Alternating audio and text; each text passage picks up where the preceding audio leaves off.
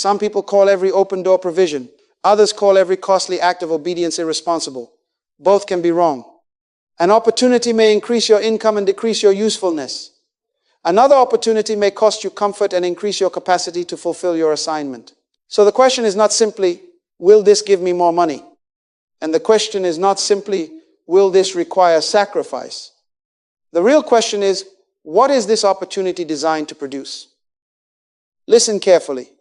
Money is not proof of divine approval. Difficulty is not proof of divine disapproval. An open door may be a distraction dressed like success, and a demanding instruction may be the path to genuine provision.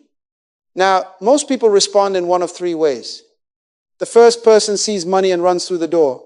No examination, no counsel, no calculation.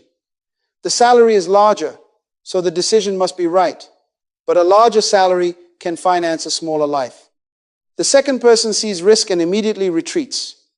If obedience touches the savings account, disturbs the schedule, or requires preparation, that person calls it irresponsible. But avoiding every cost is not wisdom. Sometimes it is fear wearing a calculator. Then there is the third person. This person decides what they want first and asks God to approve it afterward. They select the door, sign the agreement, spend the money, and then announce, "I have peace."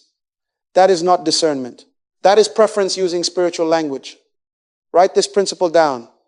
Genuine provision equips an assignment and creates a responsibility to manage what has been supplied. Everybody say, provision requires stewardship. Faith does not deny the price. Faith counts the price without allowing fear to become the master. Faith does not ignore obligations, debt, timing, or consequences. It places every fact beneath purpose and asks, what does obedience require me to do with what I know? I want you to identify one financial opportunity in front of you right now. Perhaps it is a job, an investment, a business decision, a purchase, a partnership, or a costly next step. Do not accept it yet. Do not reject it yet. Hold it in your mind. We are going to examine it through 5 questions. What is its source? What purpose does it serve? Is the timing right? What is its full cost? And what stewardship will it require? These questions will move you beyond excitement, panic, and wishful thinking. They will give you a system for deciding responsibly. But before you can test an opportunity, you must correct the definition you are using. If your definition of provision is wrong, every conclusion built upon it will also be wrong. So, let us begin there. What is provision actually for? What is provision actually for? Provision exists for purpose. That is the foundation. A resource has no meaningful definition until you know what it is meant to accomplish. A hammer is valuable when something must be built. Medicine is valuable when a body must be restored. Money is valuable when it is assigned to sustain life, solve a problem, or advance responsible work. Purpose gives the resource its meaning. Now watch this. There are 3 categories you must separate. First, there are needs. These are the things that keep you functioning. Food, shelter, clothing, health, and the basic responsibilities of life. Second, there are preferences. Preferences improve comfort. There is nothing automatically wrong with them, but comfort is not the same as calling. You may want the upgraded model, the impressive label, or the more luxurious experience. Enjoyment is permitted, but it must never be promoted above purpose. Third, there are assignment resources. These are the tools required to do what you have been entrusted to do. Transportation that helps you reach people, training that increases your competence, equipment that improves your work, or space that allows you to serve effectively. This is important. A larger amount is not always greater provision. Someone can receive a large increase and still remain unequipped for the assignment. Another person can receive 1 introduction, 1 useful idea, 1 month of breathing room, or 1 necessary piece of equipment, and that modest resource removes the obstacle that was stopping the work. Size does not determine provision. Usefulness does. Write that down. Provision is measured by its usefulness to purpose. This also changes the way you think about ownership. Ownership thinking asks, what do I want to do with this? Stewardship thinking asks, what does this resource require of me? The first begins with appetite. The second begins with responsibility. Your income is entrusted. Your time is entrusted. Your skill is entrusted. Your ideas, relationships, access, energy, and influence are entrusted. If you waste your time while protecting your money, you are still mismanaging wealth. If you possess a valuable idea but refuse to develop the competence to execute it, you are neglecting provision already present. Sometimes provision looks like a vehicle that makes service possible. Sometimes it looks like instruction that prevents an expensive error. And sometimes provision looks like restraint, the discipline to leave money untouched because tomorrow's responsibility is more important than today's appetite. Everybody say purpose defines provision. Again, purpose defines provision.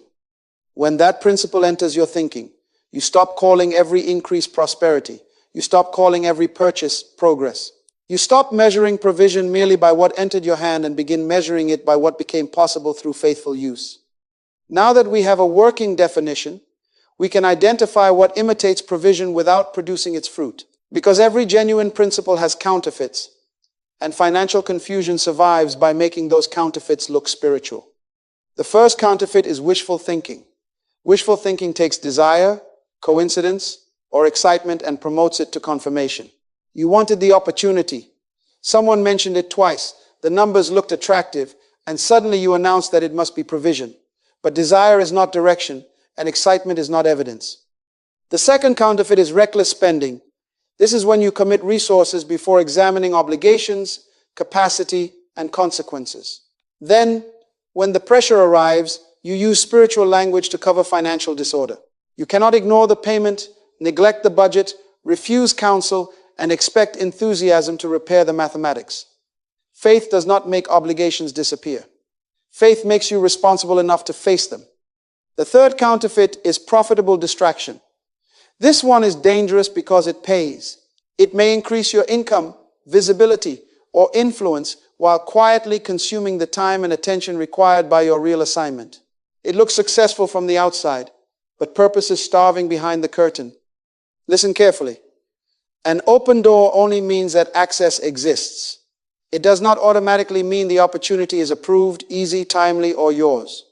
You can enter a room you were never assigned to occupy, and once inside, you may discover that access created responsibilities you were not prepared to carry.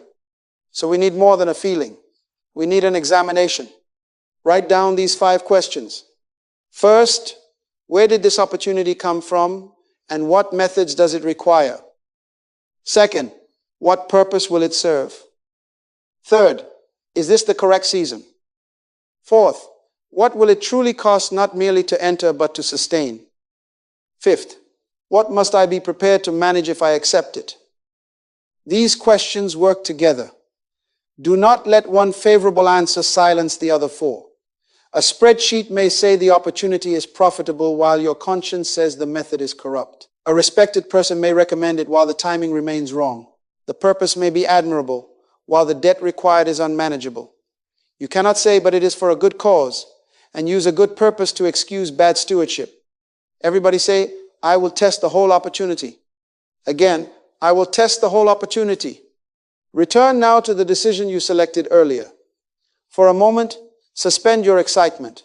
Suspend your fear. Do not defend the opportunity, and do not attack it. Place it on the table and let wisdom examine it. We will ask all 5 questions before reaching a conclusion. No single emotion, relationship, calculation, or favorable event will be permitted to make the decision alone. And we begin with source. Because when you confuse the source with the channel, 2 things enter your life. Panic when the channel closes, and manipulation when you are desperate to keep it open.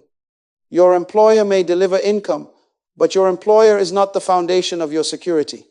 A client may sign the contract. A partner may provide access. A bank, institution, donor, or customer may carry resources into your life. These are channels. God is the source. Why does that distinction matter? Because channels change, companies restructure, contracts end, customers leave, markets shift.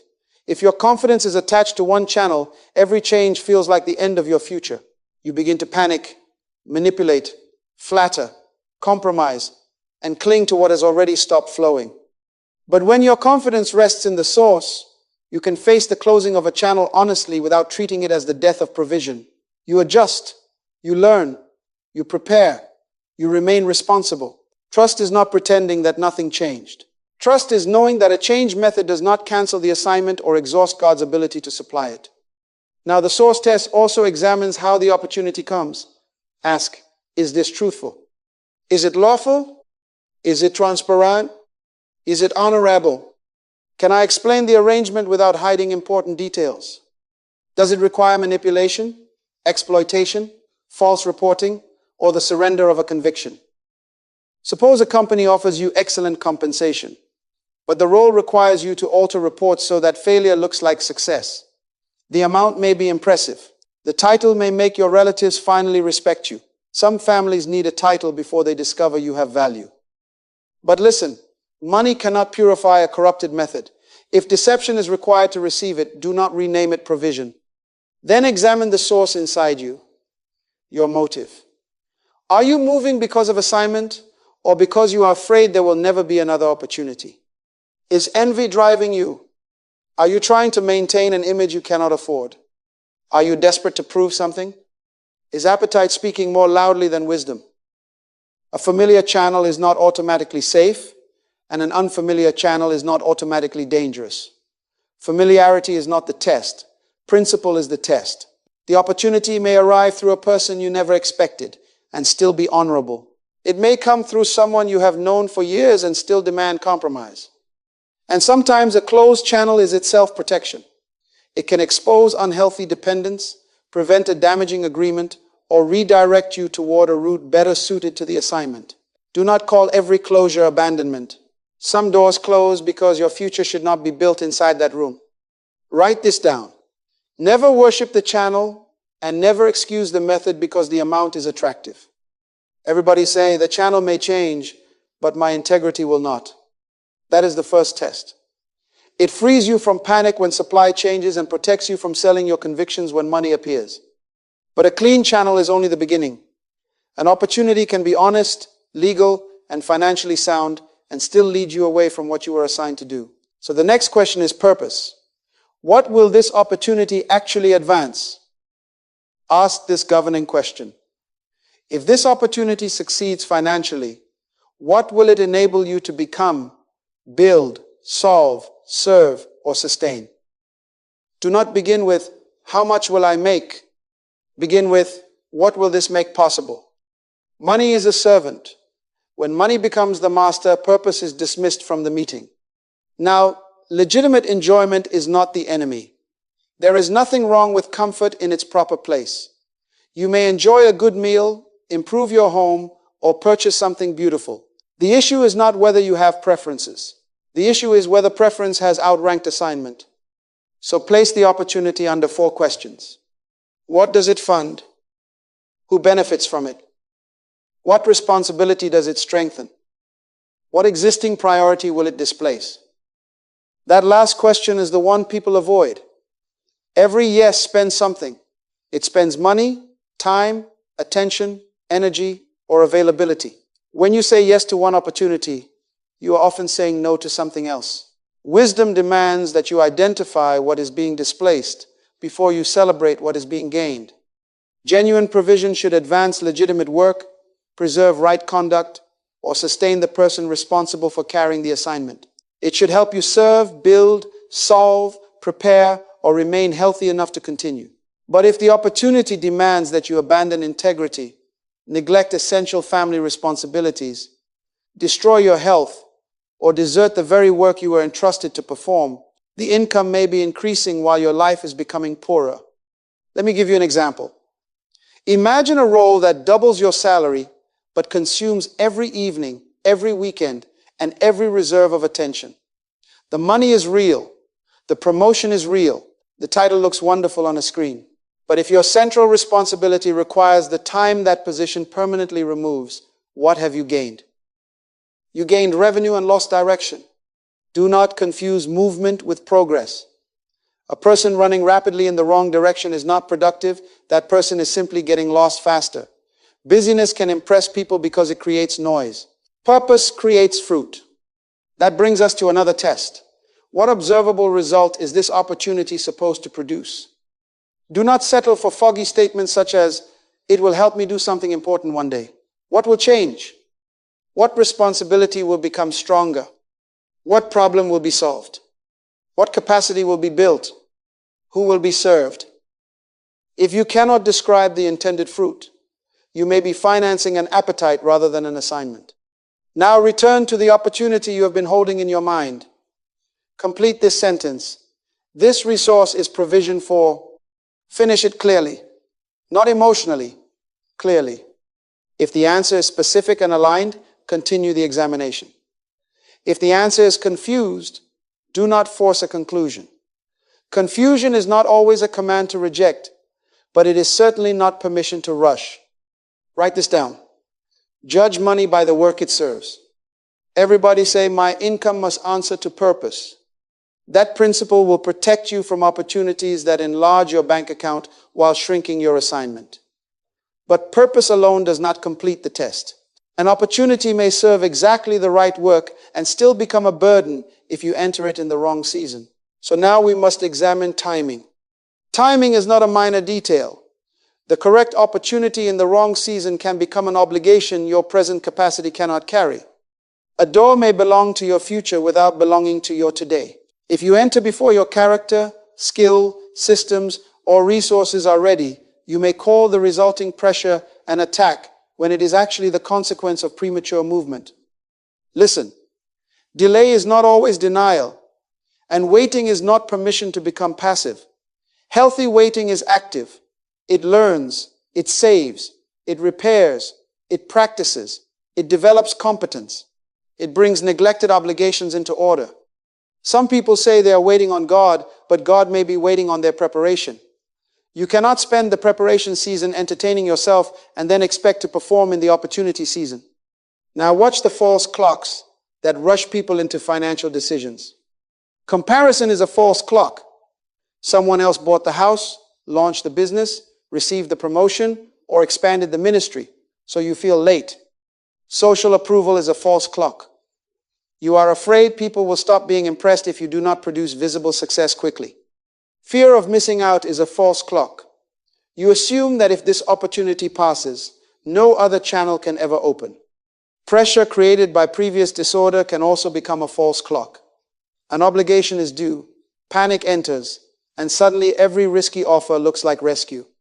And sales urgency is a false clock. Decide now. Do not examine it. Do not ask counsel. Do not read the details. Anything that cannot survive responsible examination should not control your future. Ask the readiness questions. Is my character able to carry this? Do I possess the necessary skill?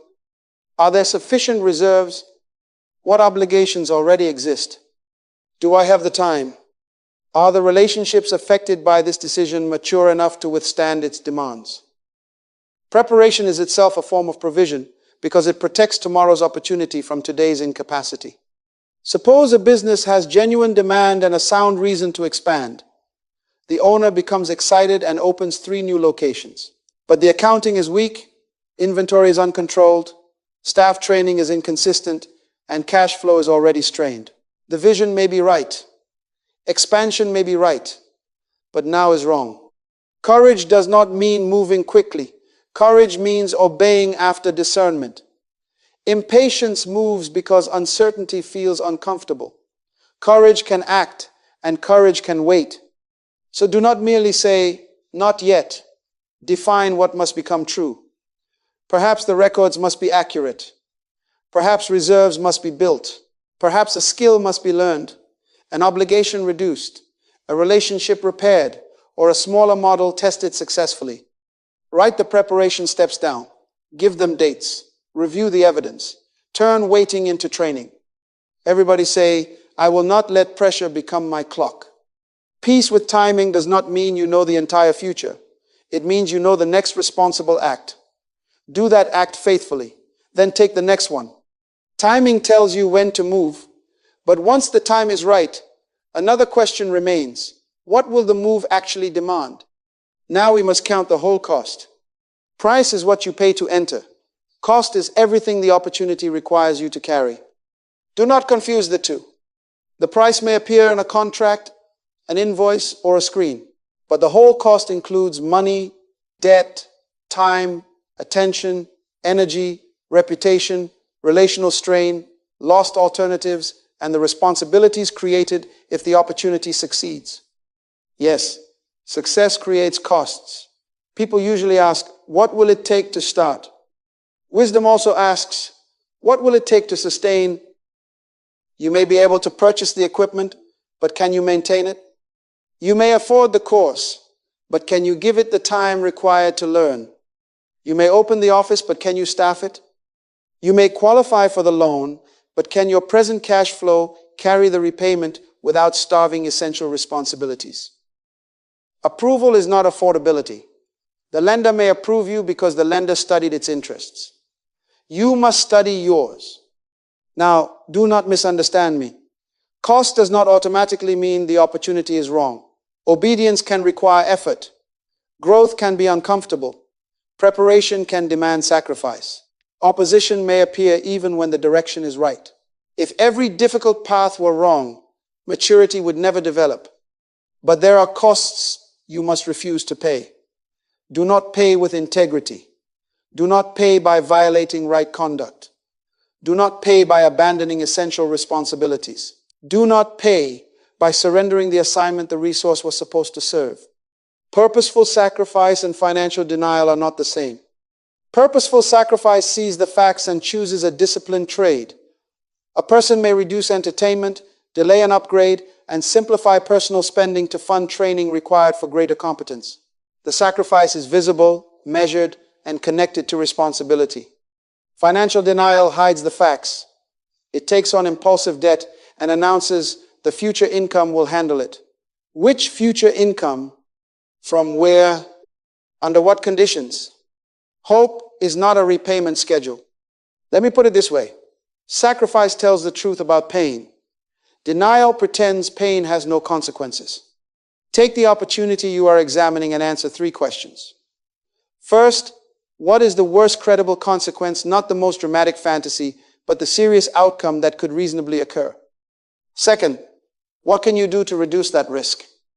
Third, what boundary will you refuse to cross even if the opportunity becomes more attractive? Write the answers down. If the income drops, what happens? If the project takes longer, what happens? If the relationship changes, what happens? If success arrives faster than expected, what new responsibilities appear? Everybody say, I will count the whole cost. Faith may accept the cost that has been counted. Presumption refuses to count because the facts might interrupt desire. Faith looks directly at reality and still obeys. Denial closes its eyes and calls the darkness confidence. Once you count the whole cost, you can embrace legitimate sacrifice without romanticizing debt, disorder, or avoidable damage. But calculation alone cannot make you ready. After you know what the opportunity demands, the decisive question becomes personal. Can you faithfully manage what will be placed in your hands?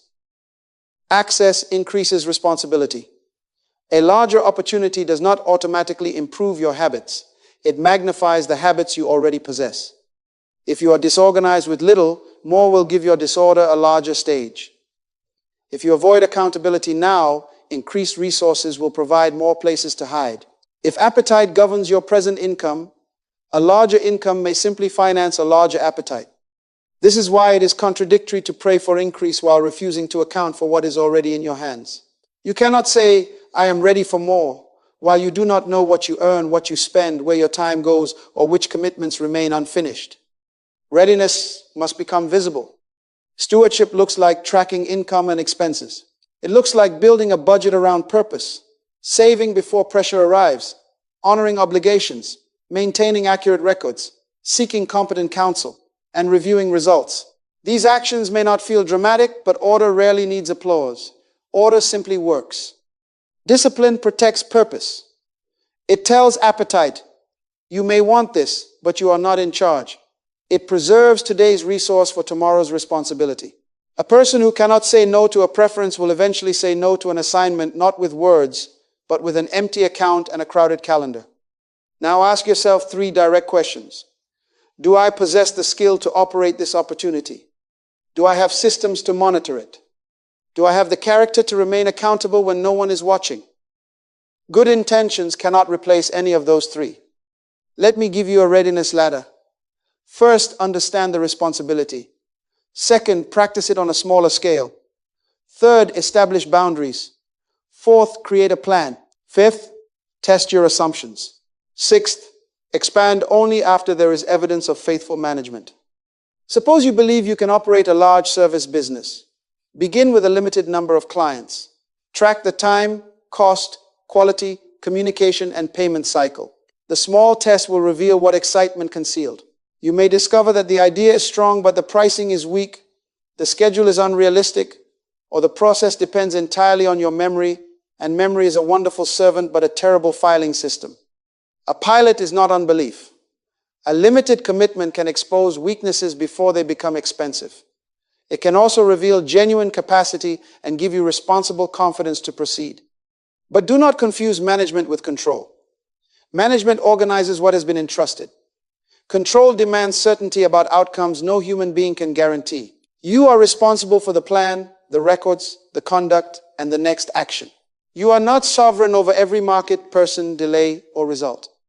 Now perform an audit. Examine the last 30 days of spending and scheduling. Where did your money go? Where did your hours go? Which habits would sustain increase? Which habits would sabotage it? Do not answer with what you intended to do. Answer with evidence. Write this down. Readiness is not what you claim to believe. Readiness is what your present management demonstrates. Everybody say, my stewardship will become visible. The 5 tests now give us a disciplined way to examine an opportunity. But we must correct one more limitation. Provision is not restricted to cash. If you only recognize money, you may overlook the very resources already preparing you to move. If the only provision you recognize is money, you will overlook much of what God has already supplied.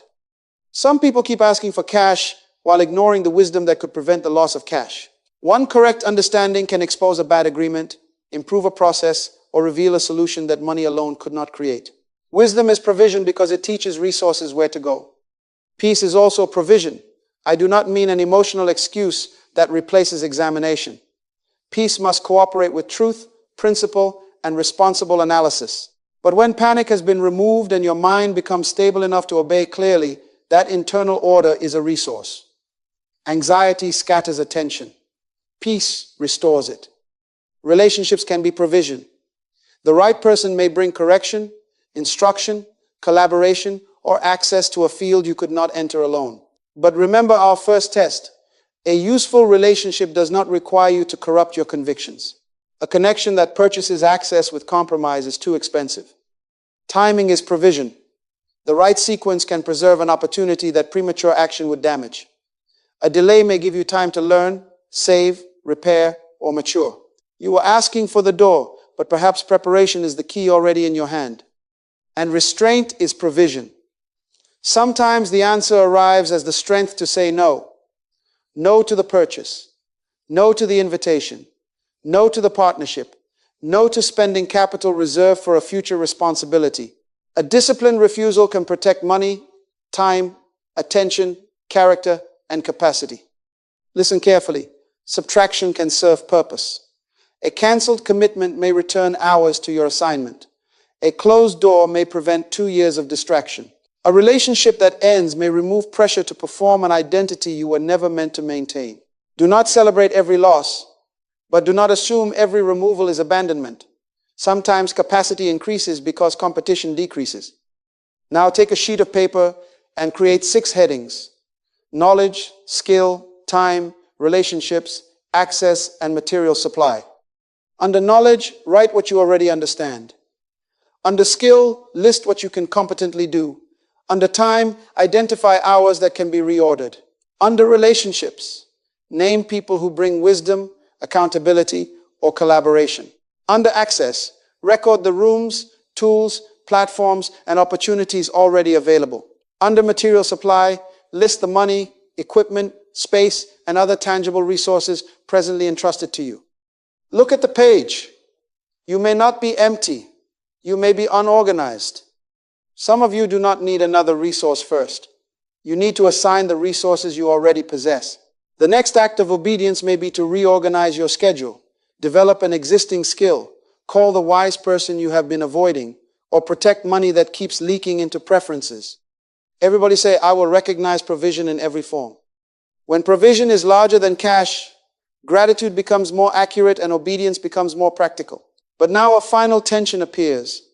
If we must organize, calculate, and prepare, how do we plan responsibly without trying to control every outcome? That is where faith and stewardship must finally meet. Faith and planning are not enemies.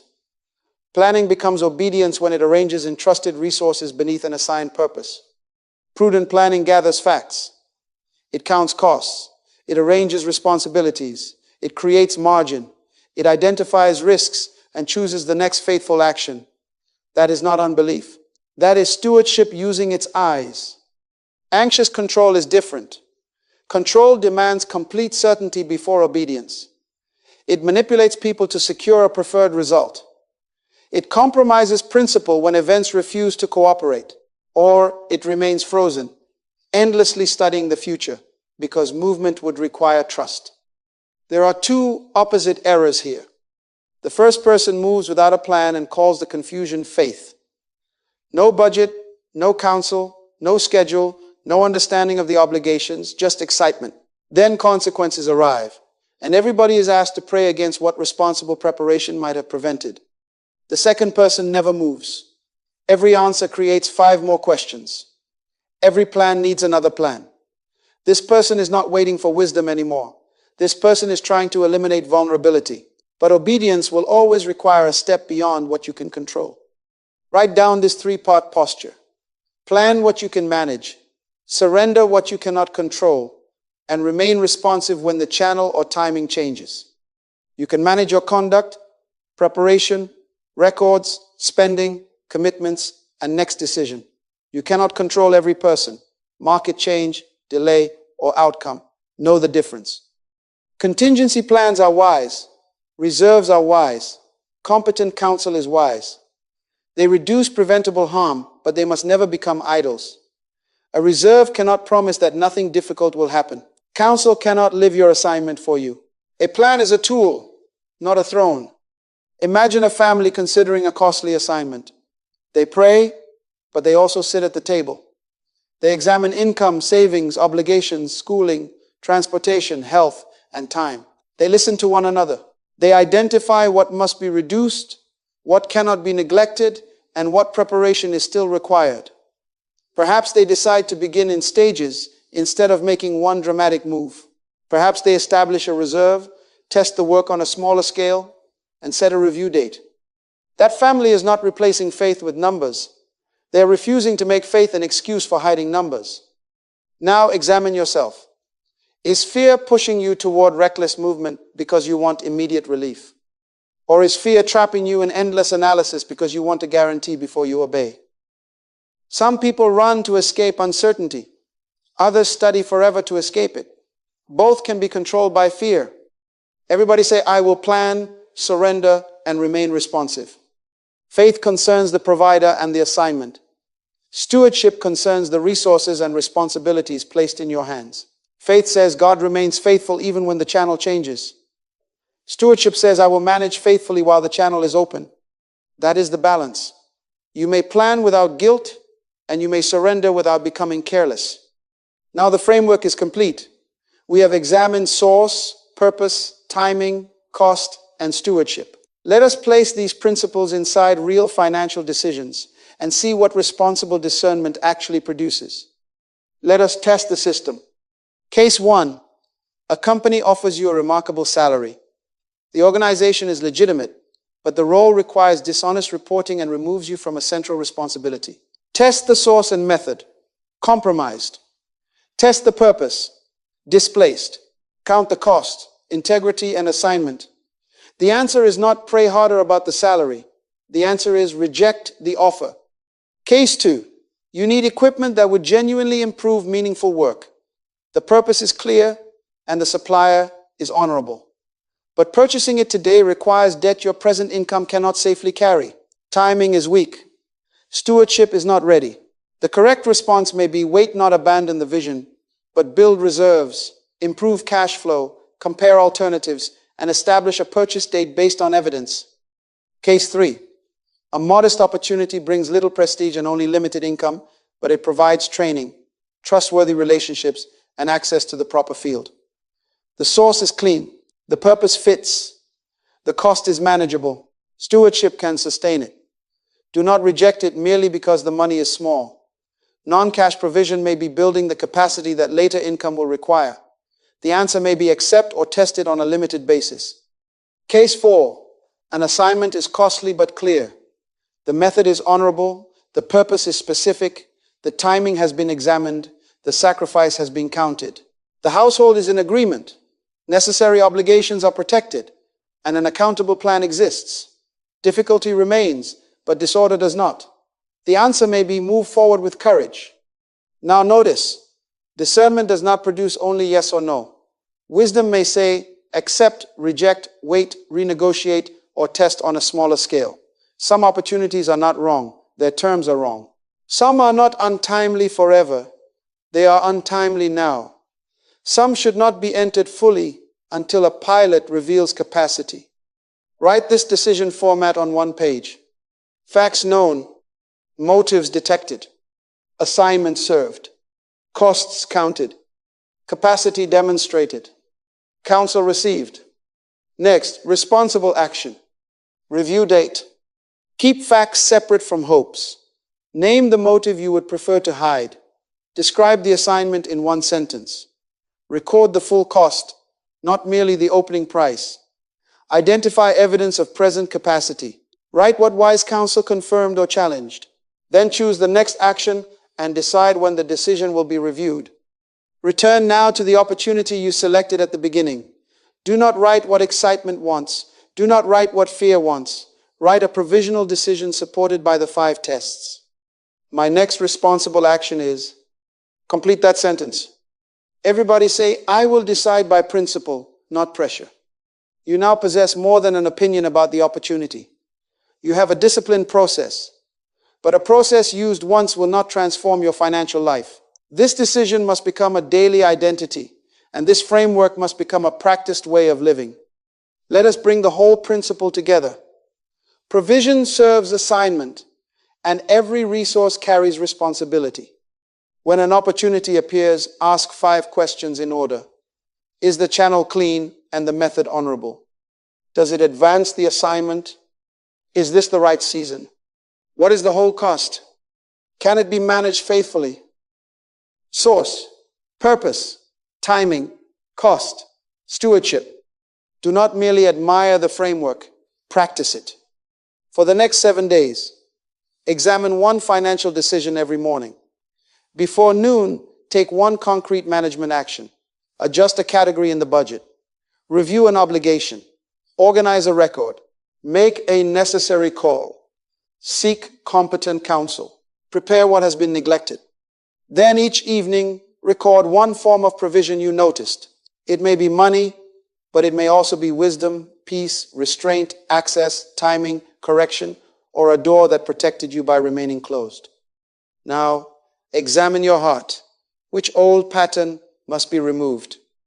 Panic, greed, impulsiveness, financial denial, disorganization, dependence on one channel. Repentance means changing the mind that produced the pattern. Do not defend what wisdom has exposed. Select your immediate action. Will you adjust the budget? Decline a compromising offer. Request better terms. Begin preparation. Seek qualified counsel. Or move forward with a cost you have honestly counted. Name the action. Give it a time.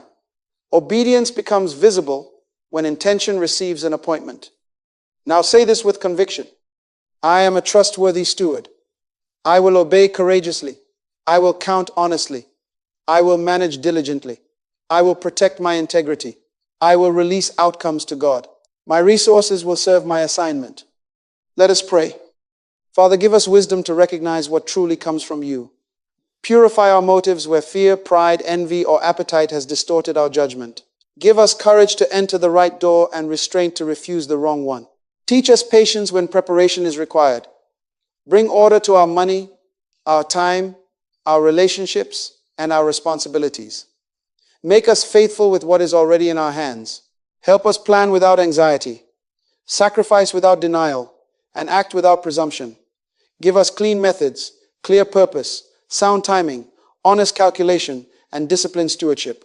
Amen. Remember this as you go. A changed channel does not eliminate the source. A costly assignment does not require the abandonment of wisdom. Faith trusts the provider, and stewardship manages the provision. Recognize what serves the assignment.